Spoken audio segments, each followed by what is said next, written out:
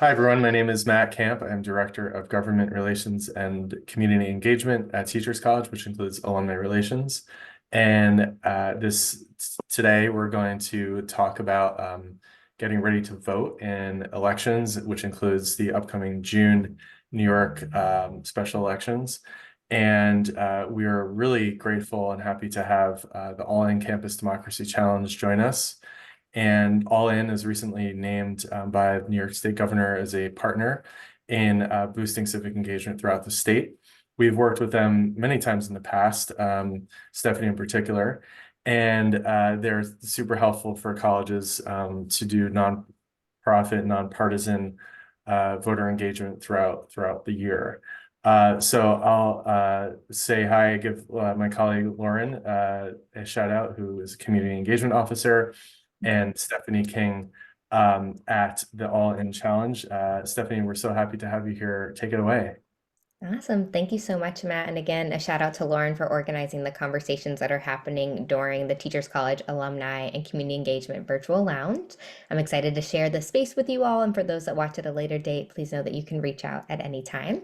My name is Stephanie King, and I use the she, her pronoun series, and I'm all in Senior Director of Strategic Initiatives. And as part of my portfolio, I get to work with great campuses across the state of New York to really help you understand processes and how to's related to voter participation, as well as for campuses to think more broadly about how they can institutionalize their nonpartisan efforts, not just during general midterm election years, but during all years to become a defining feature of your collegiate experiences. So a little bit about All In, and folks might be asking themselves, like, why choose All In as a partner to work with you all in deciding where and how you want to engage in the electoral process. Things that are kind of important and fun for us to state is that All In works with a network now of over 1,000 campuses across all 50 states in the District of Columbia, with the impetus of really helping campuses institutionalize nonpartisan democratic engagement, being civic learning, political participation, and student voter engagement. The ways in which we work with campuses mirrors our theory of change, and that we hope that by providing campuses with three tenets of structure, support, and recognition, that it will encourage institutions to really commit, learn, establish goals, and to continually improve. And then optimistically, with the marriage of those two pieces, we would see, a more engaged and inclusive democracy that has institutional engagement, a national network, and students' voice and participation in the work that happens on the day-to-day. So it's really the foundation in how All In is centered is to help campuses think beyond one moment in time, but to really center civics as a defining feature of a campus's culture. We know now, as campuses continue to engage with All In, that the more they engage with All In, they tend to perform better when it comes to voter registration and voter turnout rates, which means that students, undergraduate and graduate alike, are taking the time to make it known on how they want to participate in their communities in regards to elections. That said, it is so much so that we know that there is a 3.7 percentage point increase for those campuses that take part in the All In program compared to those that do not when they're looking at their voter registration and turnout rates. And so, again, folks are performing better whenever they align with our theory of change and whenever they complete our All In program steps. Things that All In offers to Matt and to Lauren and to others of the Teachers College community is a variety of resources. As we know, not all institutions are the same. And so we want to make sure that we meet you all with where you are, in particular with your civic engagement journeys. So you should know that, and we'll make sure we get links and resources to Lauren and Matt so you all can have these readily available. But we have a variety of things, such as ways to engage with athletics and ways to work with senior leadership, how to create your own voting plan, as well as things to help your campus create their own action plan. We have a resource toolkit that we put out on an annual basis that outlines kind of the how-tos with election engagement, as well as more robustly what institutions can do in terms of steps of engagement. We also think about local election officials and what their role might be in supporting colleges and universities with voting. And then we do have a few nonpartisan student voting guides, a student voting handbook. We have state-by-state one-pagers. We do election graphics, promos, all in the nonpartisan space to really help you all engage at large. When a campus joins All In, which the Teachers College has done, there's 5 things that we ask those institutions to do. So one is that you identify a primary point of contact or a secondary, which Matt and Lauren have graciously stepped into those roles. You develop a campus coalition to ensure that multiple stakeholders are involved in helping to define your campus's civic ethos. You create and implement an action plan every 2 years. So right now we're in the process in 2024 of helping campuses to decide what does the next 18 months look like. So they're not just prepping for the upcoming state or special elections, but you're also gearing up for the general election in the fall, and then those elections that are to come in 2025, should there be any applicable, and then 2026 elections. We ask all of our campuses to consider participating in the National Study of Learning, Voting, and Engagement, because that's the one-of-a-kind study that will give your campus your voting rates, so you can determine how many of your students are eligible to register to vote, how many choose to do so, and then how many of those choose to turn out. And then it will also tell you if they chose to vote by mail, vote early, vote provisional, vote on election day. It doesn't tell you who or what people are voting for, but it gives you more of the baseline of our campus culture. We now know these many constituents are voting in these capacities as compared to those that are not engaging. And then for those that aren't engaging, how do we meet them where they are so they can better understand their opportunities to engage if they're eligible to do so? And then lastly, we offer a variety of recognition to really support and uplift the great work that happens for individuals and campuses alike in terms of voter participation. But that's a really big picture about the work that All In does. And again, we will teeter this out by sending some resources and links to Lauren and Matt that can be shared with folks that view this presentation or engaging today. But just wanted to make sure you had a baseline of kind of who we are and what we do, and understanding more so that all of our work remains in the nonpartisan space at large. The more particulars is why we're here today, is to help everyone in the Teachers College really understand how they can vote in the state of New York, or because college students have a choice on where they vote since they have dual residency. You can vote in your home state or you can vote in your campus address, depending upon what that affiliation looks like for you. But voting in the state of New York and otherwise, we always encourage everybody to think about making sure you're registered to vote, making sure you determine if you're wanting to vote absentee or by mail, early or on election day, defining what that plan looks like. So always researching your ballot instead of making assumptions or voting down ballot based on a party affiliation, but really get to know who the candidates are and the positions that are up for consideration, as well as any issues that might be on your ballots. Making sure you have your polling location identified if you're voting early or voting on election day, and then also requesting your ballot if you're opting to vote absentee or voting by mail, and then encouraging your family and friends or peers to also take part in the voting process. One program that we offer in relation to that is a Pledge to Vote campaign, where an All-In will send reminders based on the zip code that you committed to voting, so you know you're always getting up-to-date information on where to show up, what time your polling location will be open, when your ballot is available, as well as anything that might be contingent, happenstance of your polling location were to change or things like that. We make sure we get that information to you as soon as possible. But as we're gearing up, we know that there is a primary coming up in the state of New York, which will be for your federal, state, and presidential, and we want you to know a few things that are important to you. We have time, knowing that it is mid-April now, that folks can still do a change of dress for their primary engagement here. And so if you haven't already done so, or if you've moved since you've registered, you have until June 10th to change your address on your voter registration to be in accordance with where you are currently voting in the state of New York, if you're opting to participate in the New York-based primary. And then overall, the New York voter registration deadline is June 15th. So again, you've got lots of time to get your information together to register in order to participate in the upcoming elections. The next thing is that New York is a state that does offer early voting. So you have about a week's time to participate in early voting opportunities in case you are unable to show up on election day, which is on June 25th. So if you're planning to vote early, do make sure you take a look at where your polling location will be. There is a link provided there, knowing that your early voting location may not be your election day location. So do take the time to research where you need to be so you can plan in accordance with transportation and whatnot.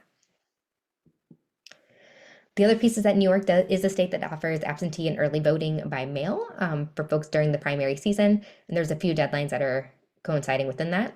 So while the voter registration deadline is June 15th, the deadline to also receive an application or a letter of applications or to go through the online portal is also June 15th to request your ballot. Your last day to apply for a ballot in person is going to be on June 24th, which means you're going to the Board of Elections to request said ballot. The last day to postmark your ballot is June 25th, but it needs to be received by July 2nd in order to count in the primary election. So make sure your timing is correct whenever you mail back your ballot. And then the last day to deliver your ballot in person would also be June 25th. So you can't show up on the 26th or the 27th. If it's not handed into the Board of Elections at the time that they close on the 25th, your ballot will not be counted in this election should you opt to vote by mail or by absentee processes. So just acknowledging there's a lot of timing that goes into making sure your voting plan is ready to go. The other pieces is that with voting in the primary in June 25th, that you also have the option to know that your polls are open for a long time, so 6 a.m. to 9 p.m. As long as you are in line before 9 p.m., you are able to cast your ballot on that day. So please don't get out of line if you are standing in line and the polling lines are long. It shouldn't take too much longer for you to make sure that your vote gets counted. Typically, you don't need an ID to vote in the state of New York unless you are a first-time voter in particular, or you've had a change of address from your previous address in which you were registered. And those ID qualifiers are usually a current and valid New York driver's license, or a non-driver's ID, a paycheck that shows your current name and address, utility bill, bank statement, etc., just to make sure that you have the name and picture available for folks that might be asking questions when you're at the polling locations. As always, we encourage everyone to be aware of the Election Protection Hotline, which is 866-R-VOTE. 866-R-VOTE is available 24/7, so should you be in line, should you be prepping right now to cast your ballot, they are a great resource if you have any questions that you might be considering. Should someone not be allowing you to cast your ballot or to register, they will be able to provide you with direct answers at any point in time to ensure that you are able to cast your ballot if you're eligible to do so. You can always find additional details regarding your New York-based elections on your Board of Elections websites. Those two links are included also in the slides, so you can find your voter lookup if you're like, I think I'm registered, not sure what address, not sure if I verified. That voterlookup.elections.newyork.gov is your best resource to ensure that you have all the information that you need regarding your voting status in the state of New York in particular. The next things that you might be asking yourself is like, well, what can I do today? Knowing the election is about a month and a half away, there's lots of things you can do. So one, you can always check your registration. We have a great platform called All In to Vote where you can check your registration at any time. For All In, we send out nonpartisan reminders with the how-tos to engage with the election. So you can go to allintovote.org to sign up for those. We encourage family and friends to go ahead and pledge to vote. You can do so at allintovote.org/takethepledge. You can make a voting plan, as I'd outlined earlier, at allintovote.org. You can also consider becoming a poll worker in the state of New York at powerthepolls.org/allintovote. And then a few things that we've already gone through, but just want to make sure that they're front and center for everyone. All the election details and deadlines that are important to New York voters, especially for the New York primary. Those are now outlined on the screen here. Sorry, my dog decided to pop up and say hello. But the voter registration deadline is coming up on June 15th. Again, early voting happens at that same time, June 15th to June 23rd. There's lots of dates and deadlines regarding how to vote by mail and vote absentee in the state of New York. And then lastly, the most important date is Election Day of June 25th to ensure that folks turn out for the New York primary in particular. And then lastly, this is a fun infographic that actually the Teachers College created in 2022, as many of your students are in the state of New York, but many are not in the state of New York. And because college students have the choice, we just wanted to make sure to highlight this so you all can see that you can make that choice based on what aligns with your values in particular. So if you feel like your community is within the state of New York, you can kind of figure out what does that look like for you? Or if you feel like community is elsewhere for you, how do we go ahead and help you make that choice as best as possible? So just acknowledging there's lots of visual aids. The Teachers College has been doing this for a while now, but we also want to make sure that new students and those that have transferred into the institution have the most up-to-date information to also engage in your elections. And then I promise I'm going to stop sharing my screen so we can talk should folks have questions or comments. But again, just a reminder that we will help you turn out to vote if you have questions or thoughts. If you pledge to vote, we'll make sure that you get the information you need on a regular consistency. If you have a moment now, you can go ahead and scan the QR code and it will take you to register to vote directly, regardless of the state that you're looking to register to vote in. And again, we'll make sure that you get the appropriate information based on the zip code in which you are registering to vote at. So I'll give that just a second before we open it up for questions with Lauren and Matt. And as always, please don't hesitate to reach out should you have any questions that we haven't answered during today's conversation, so we can prepare you for the New York primary, for any other state primary, as well as for the general election this upcoming November. So with that, we'll open it for questions. All right, thank you so much, Stephanie. That was excellent. The flow chart there, the decision tree, I actually hadn't seen that in a while, so good callback. And maybe I was a doc student at the time when I created that kind of complicated thing. But just to make it a little simpler, it was kind of a way of saying if I'm registered in New York or not. And that's a question we'll get a lot. Now, today's focus is mostly New York focused, but for those out of state who are thinking of registering for the June election or for November, how would you say, somebody from, I don't know, I'll volunteer, Lauren, I know you're from Wisconsin, for example, who might be on the fence as to register in New York or stay registered at home. How would you kind of advise them? That's a really great question. And I will start out by saying, It's not exactly our role to tell people how or where to vote, but I will say that it is a very important decision that Lauren, as the example here, would need to decide on where you feel community, right? Do you feel like New York is your home state and your home base and where you can have the most impact in terms of where your vote will be counted? Or do you think it would be better counted in the state of Wisconsin, as in, like, I plan to return back to Wisconsin after I finish my graduate studies. I plan to move home to family and friends at that point in time. Like, individuals have to make that choice. The other pieces would be around the mechanics of voting, right? So there are many opportunities where you might say, I'm going to physically be in the state of New York on the 25th. And so I feel like I can get there and not have to worry about processing an absentee ballot in advance of the primary for within that state, right? And so making sure that you can logistically facilitate the voting regulations based by state. Sometimes it's easier with where you physically are compared to where you may have previously had residence, right? And so just kind of keeping that in mind, even though your residency is still current in both places, it's just kind of a mechanical thing. The other thing that folks might find interesting if they really want to nerd out, which I would love to do at any point in time, is that there is a great research base called the Youth Electoral Significant Index. So if you're also kind of teetering of New York and Wisconsin both feel like home and I feel value in both communities, so it's really hard and like where I think my vote might matter more, that Youth Electoral Significant Index looks at where the weight of the vote might be more heavy compared to other places. Not to say votes don't count in all constituencies and in all states and in all elections, but you might say, example, I'm in Massachusetts, but I'm from Pennsylvania. If I still had residency in Pennsylvania, my vote might feel like it matters more in the state of Pennsylvania because they have a big discrepancy in how the state kind of overall aligns. And so just something to think about as a person for you to make that choice. So again, values and community, and then also logistics are the two buckets that I would look at.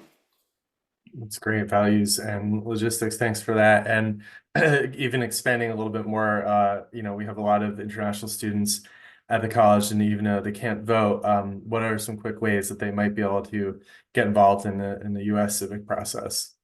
Oh, that's a great question. So in some states, you do have to be a U.S. citizen and be registered with a party affiliation in order to be a poll worker. However, there are other states wherein you are able to be an election judge or a polling judge, where you can kind of watch the polling locations and help facilitate those communications to ensure people can get through the lines quickly and people understand what they're looking at when they're looking at a ballot without influencing their decisions on how they're voting. There's also lots of great ways to get engaged through the community engagement office at the Teachers College to say, I want to help my students register to vote, help my peers register to vote. Knowing that a lot of states offer online voter registration, it's an easy process to have conversations one-on-one of, I'm not able to participate in this democracy, but you are, and here's ways in which you can engage. Sometimes that peer-to-peer conversation, while you're not necessarily in the same citizenry in that regards, you can still talk with folks about why the vote might matter. And if they're feeling apathetic or unsure, you can also talk about what voting or non-voting looks like in your home territories or countries to say, here's the discrepancies between the two. Hmm. So putting up for dialogue is always really important.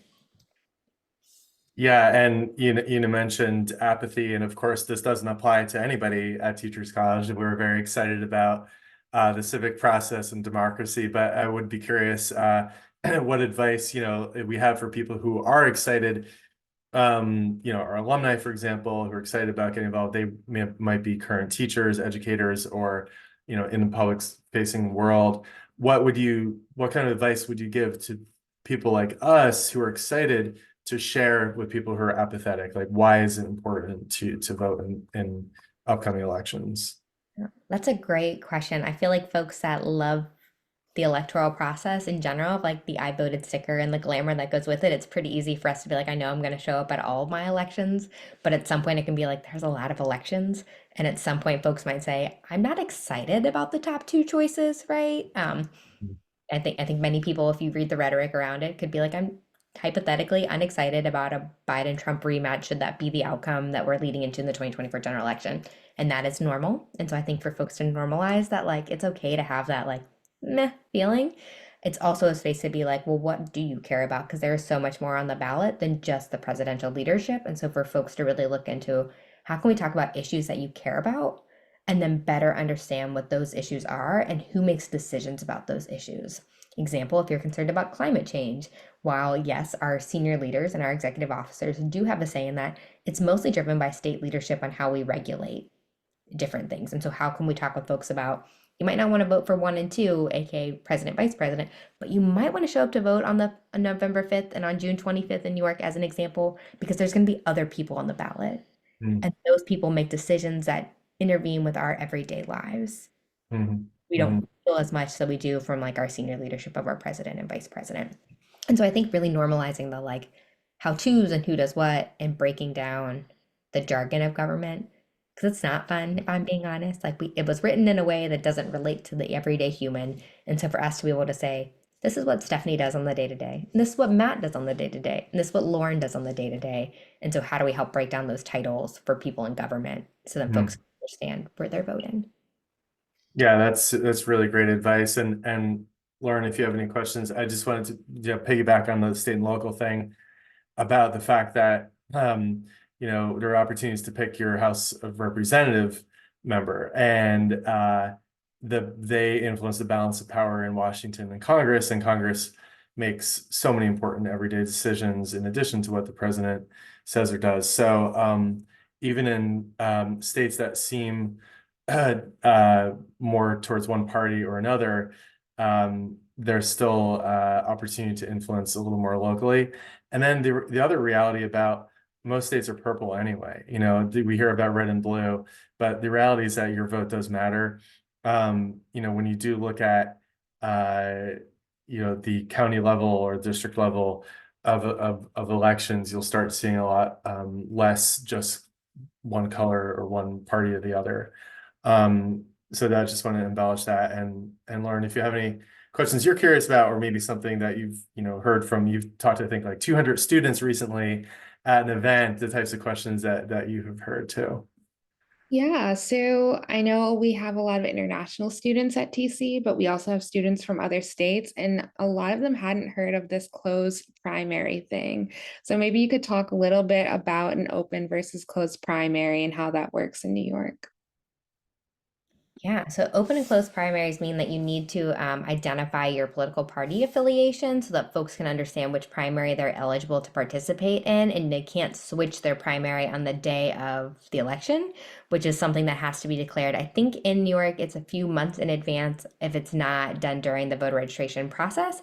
As an example, if I'm registered to vote in this particular political affiliation, and then I show up on election day and I wanted to vote in a different primary, I wouldn't be eligible to do so because I didn't change my party affiliation in advance of the deadline that's dictated by the state. We have some really great explainers that are available.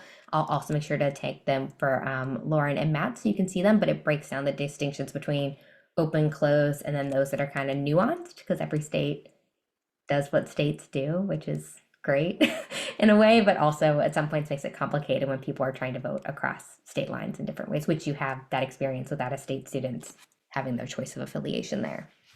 So hopefully that's helpful, Lauren. Yeah. Yeah, that is helpful. Another thing is for students and alumni who are maybe new to New York and don't know all the names, especially further down the ballot, what tool would you recommend for them to get to know who the candidates are and what, their policy stances are? Yeah, that's a really great question. So you're always going to get the most direct information from the state entity that oversees your elections to ensure that all those persons that are on the ballot and the issues that are on the ballot are appropriately reflected. The other thing that I would encourage for folks to look at is we have a great tool called All In to Vote that has a research component where folks can type in their address and it'll populate out what their ballot is going to look like for the upcoming elections. Whenever they do that, it'll allow them to see that candidate A is pro and climate change and trying to do environmental enforcement. Candidate B has less of a mantra related to those types of things or hasn't put out policy statements in that direction, right? So they'll be able to see these are the things that these persons care about. It will also tell you they are registered and affiliated with X political party. They've held these previous government positions if that's applicable for them, so they can get more of an idea.